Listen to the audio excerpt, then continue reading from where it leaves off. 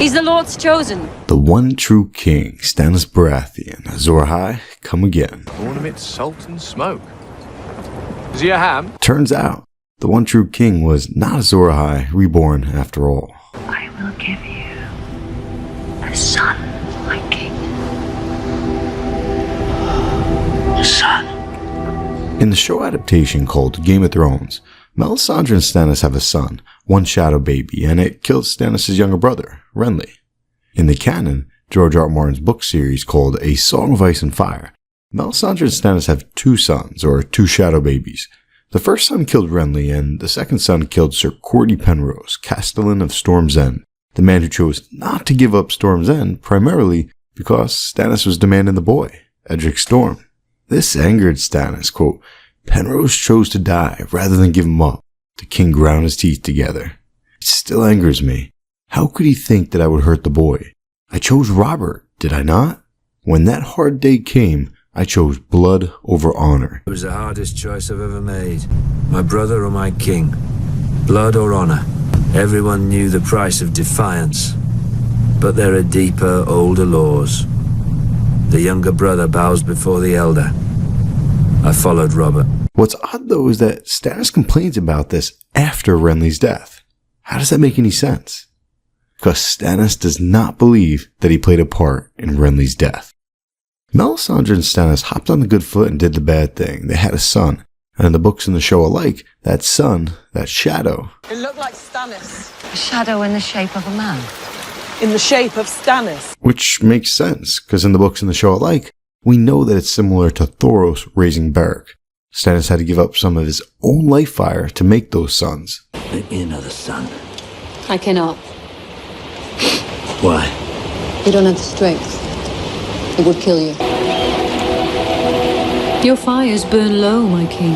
Stannis made those shadows. The shadows looked like him, but when the first shadow killed Renly, Stannis was sleeping, and Melisandre was with him. So was Davos' son Devon. Which brings us back to an earlier conversation, the one leading into the Peach. Ever since Lord Renly died, Stannis had been troubled by terrible nightmares, Devon had told his father, Sir Davos. What were those dreams about? Stannis was dreaming of Renly's death. I will have justice for Robert, aye, and for Ned Stark and Jon Arryn as well. And for Renly? The words were out before Davos could stop to consider them. For a long time, the king did not speak. Then very softly he said, I dream of it sometimes, of Renly's dying, a green tent, candles, a woman screaming, and blood. Stannis looked down at his hands. I was still in bed when he died, your Devon will tell you. He tried to wake me. Dawn was nigh, and my lords were waiting, fretting. I should have been a horse, armored. I knew Renly would attack at the break of day. Devon says I thrashed and cried about, but what does it matter? It was a dream. I was in my tent when Renly died, and when I woke, my hands were clean. That sounds like a man in denial. And I've never known you to hide from the truth. Twice, Stannis paused when confronted with Renly's death. Once as we just went over at the beginning of this conversation, and once much earlier, the first time that Stannis addressed Renly's death. These two pauses are evidence of his denial, and one time, Stannis even said, who did the deed matters not. Another sign of Stannis struggling with denial. Nothing is worth what this will cost you, not even the iron. I know more about it.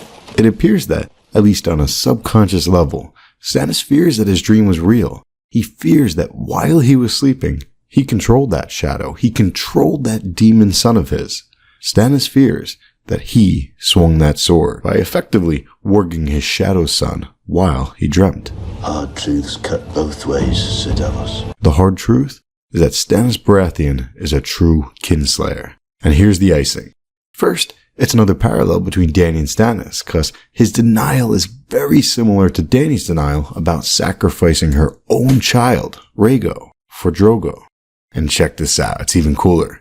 Mathis Rowan urged Renly to attack early. Why wait for daybreak, sound the advance, and have it set up one by treachery with an unchivalrous attack?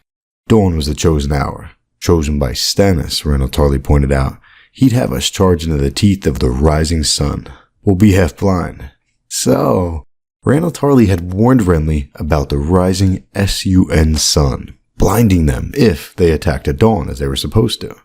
Randall was close, because moments later, Renly's end came at the hands of a different son, a darker son.